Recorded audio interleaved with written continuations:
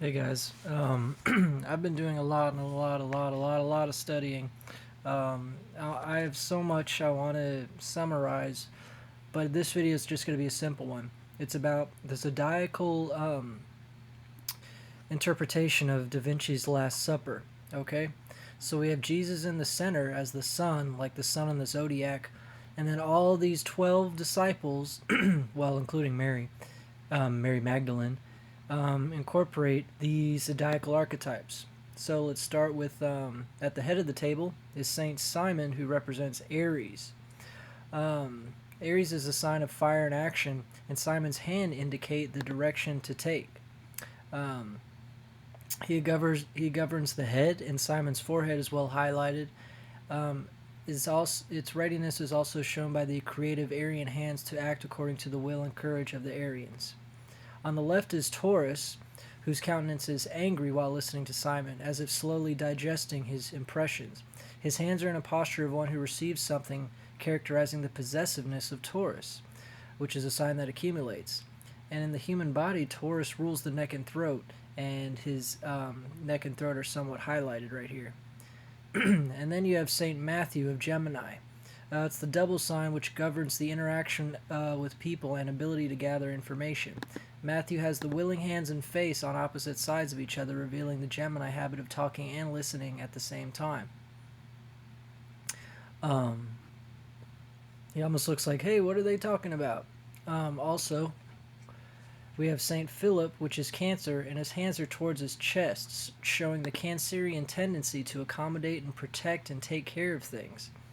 Um, and then we have Saint James, the Leo, with his arms wide open, revealing the sweeping gesture, the power to radiate love, and it governs the heart and the heart chakra. You can see his heart is, open right here.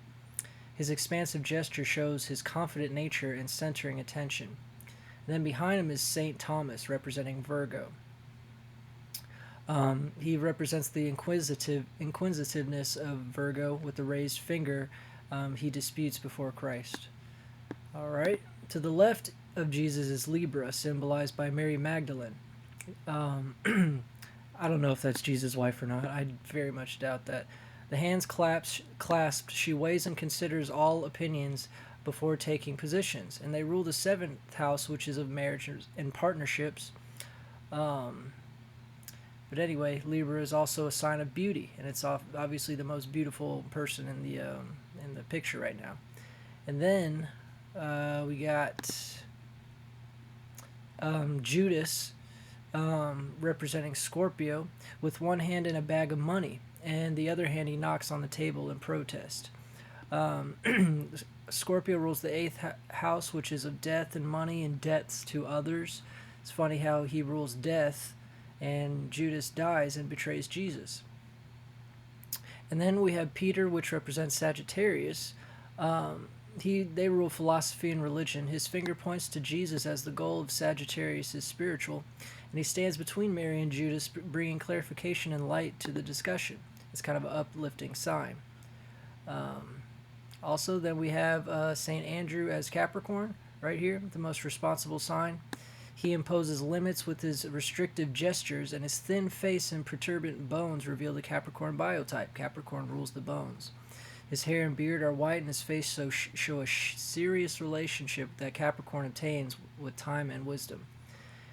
And then we have St. James Major, the Aquarian, who addresses the other apostle with one of his hands on the shoulder of James in a friendly gesture, because Aquarius rules the house of friendship, and while the other extends to yet another friend.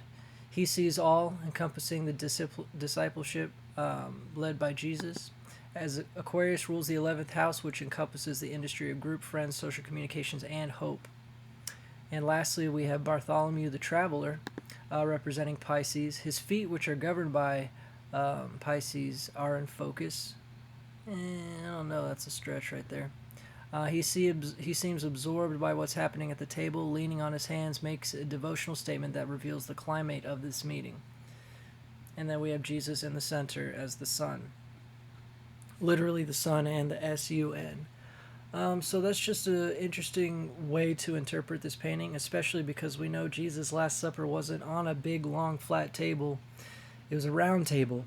But Da Vinci, he most likely knew that, but he incorporated this into the timeless mysticism of paintings and just wanted to do the archetypes. Um, since he probably was an elite, Da Vinci knew that the scriptures hide the zodiac throughout. You can get a book called The Gospel in the Zodiac. There's a book called God's Voice in the Stars. There's another book called The Gospel and the Zodiac, then Gospel in the Stars. I mean, it's prevalent everywhere. So those are just some of the main themes. Thanks.